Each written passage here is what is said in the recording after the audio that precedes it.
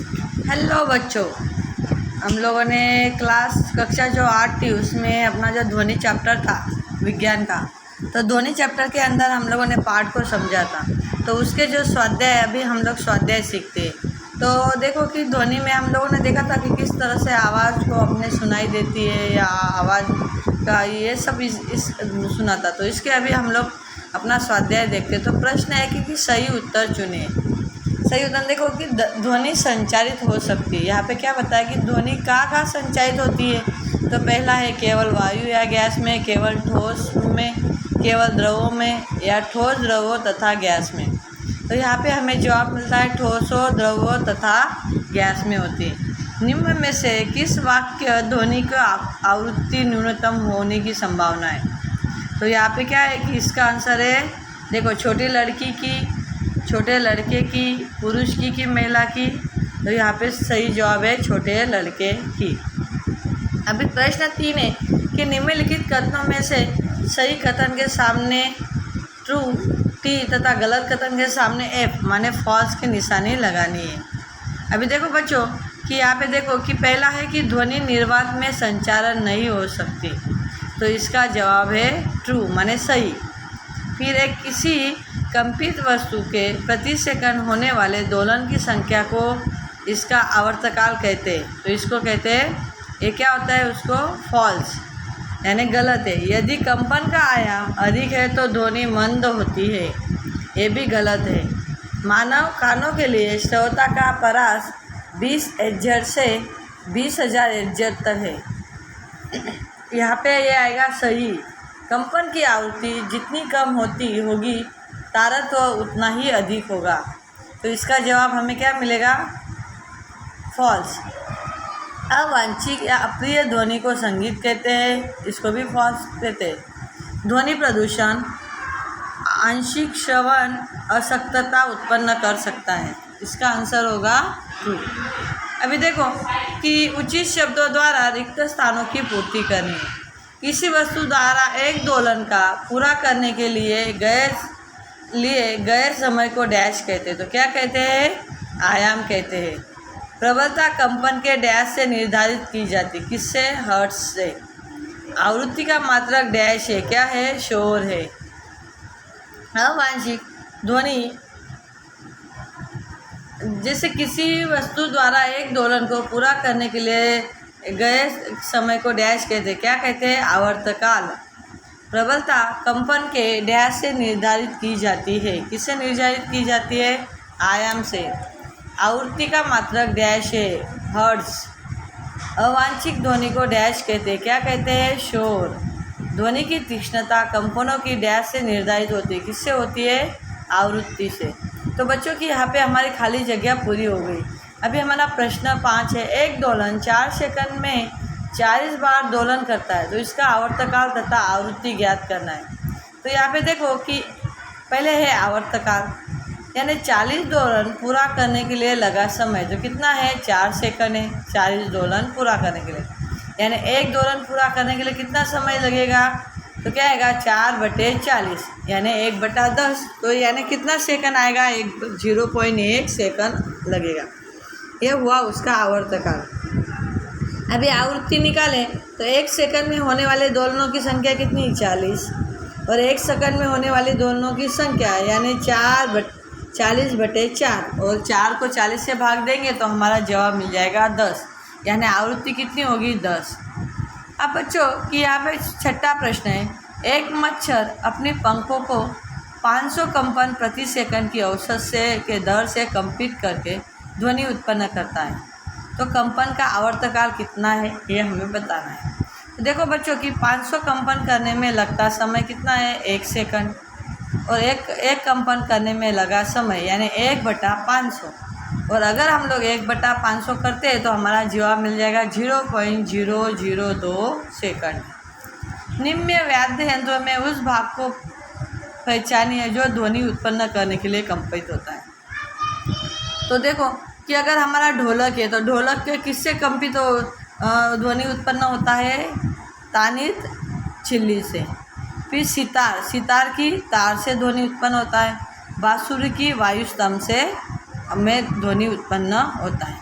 अभी प्रश्न 8वां है कि शोर तथा संगीत में क्या अंतर है, या क्या कभी संगीत शोर बन सकता है?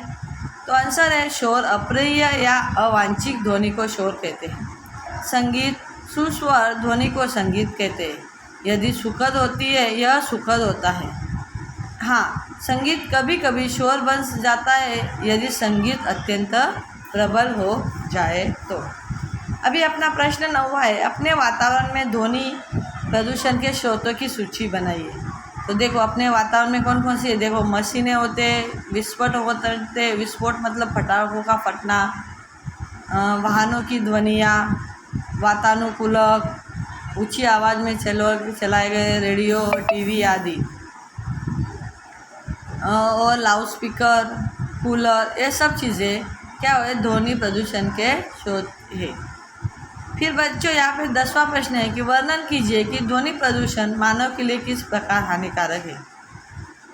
तो देखो कि ध्वनि प्रदूषण जो होता है मानव के लिए, इससे क्या होता है कि स्वास्थ्य संबंधी इनके अनेक दिक्कतें उत्पन्न हो सकती है, जैसे नींद न आना, तनाव, उच्च रक्तचाप जैसे। फिर व्यक्ति की जो सुनने की क्षमता होती है वो क्या हो जाती है, कम हो जाती है, अस्थायी या स्थायी रूप से कम हो जाती है। अभी प्रश्न 11वां है कि आपके माता पिता एक मकान खरीदना चाहते हैं। उन्हें एक मकान सड़क के किनारे तथा दूसरा सड़क के तीर गली छोड़ देने का प्रस्ताव किया गया है। आप अपने माता पिता को कौन सा मकान खरीदने को कहेंगे? उत्तर देना।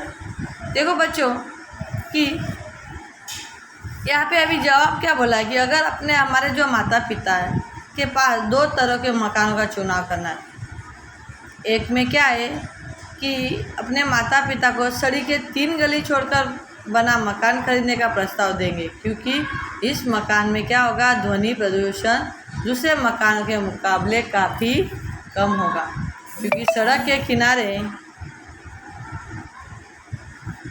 क्योंकि सड़क के किनारे बने मकानों में वाहनों की ध्वनियाँ जो होती है आदि ज़्यादा सुनाई देगी। इससे स्वास्थ्य संबंधी तकलीफ़ें हो सकती है तथा सुनने की क्षमता भी प्रभावित हो सकती है। इसलिए अतिरिक्त सड़क के किनारे बने मकान में वायु प्रदूषण भी काफ़ी अधिक होगा। इसलिए सड़क के 3 गली छोड़कर बना मकान ही उत्तम है। अभी मानव वाक्यांश का चित्र बनाइए तथा उनके कार्यों के अपने शब्दों में स्पष्ट कीजिए। देखो बच्चों कि मानव में ध्वनि वाक्यांश या कंठ द्वारा उत्पन्न होता है। यह श्वास नली के ऊपरी भाग पर स्थित है। वाक्यांश के दोनों ओर 2 वाक्य तंतु तनित है। इसके बीच में वायु को निकलने के लिए एक संकीर्ण झिरी बनी होती है। जब फेफड़ों द्वारा वायु को झिरी को बाहर निकाला जाता है तो वाक्य तंतु कंपन करते। ध्वनि उत्पन्न होने का कारण यह कंपन ही है। वाक्य तंतुओं से जुड़ी मांसपेशियां तंतुओं को ढीला या तना कर सकती है और ध्वनि पूर्ण रूप से तंतुओं को ढीले या तले पर निर्भर करती है। तो बच्चों यहाँ पे वही बताया गया है कि जो अपना जो मानव का जो ध्वनि है वो क्या करता है, अपने उसके वाक्य जो तंत्र है वाक्यंत्र तथा कंठ द्वारा उत्पन्न होता है। इससे क्या उन्होंने यहाँ पे ये भी बताया कि अपनी जो श्वास नली होती है तो श्वास नली का है अपने ऊपरी भाग पर स्थित है और वाक्य तंत्र के दोनों जो वाक्य तंतु है वो तनित होते हैं और इसके बीच में वायु को निकलने के लिए संकीर्ण जैसे झिरी बनी होती है, जिससे फेफड़ों द्वारा वायु को झिरी से बाहर निकाला जाता है और जिससे क्या होता है कि वाक्य तंत्र में क्या होता है, एक टाइप का कंपन उत्पन्न होता है। ध्वनि उत्पन्न होने का कारण ही कंपन ही वाक्य तंत्रों से जुड़ी मांसपेशीय तंत्रों को ढीला कर देती है या तनाव कर सकती है और इस तरह से ध्वनि पूर्ण रूप से तंतुओं को ढीले या तने पर निर्भर होती है। अभी देखो कि हमारा लास्ट 13वां प्रश्न है, आकाश में तड़ित तथा मेघ गर्जना की घटना एक समय पर तथा हमसे समान दूरी पर घटित होती है। हमें तड़ित पहले दिखाई देती है तथा मेघ गर्जना बाद में सुनाई देती है। तो क्या आप इसकी व्याख्या कर सकते हैं? यहाँ पे देखो बच्चों कि आकाश में जो तड़ी तथा मेघ गर्जना की जो घटना है एक समय पर हमसे समान दूरी पे घटित हो जाती है।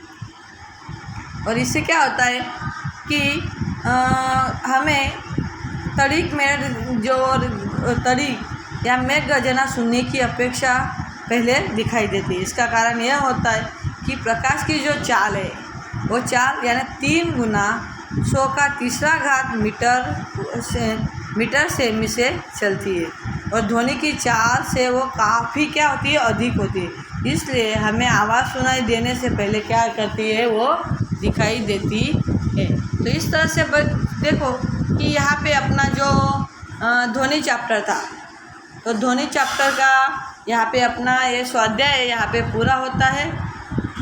बाय बच्चों।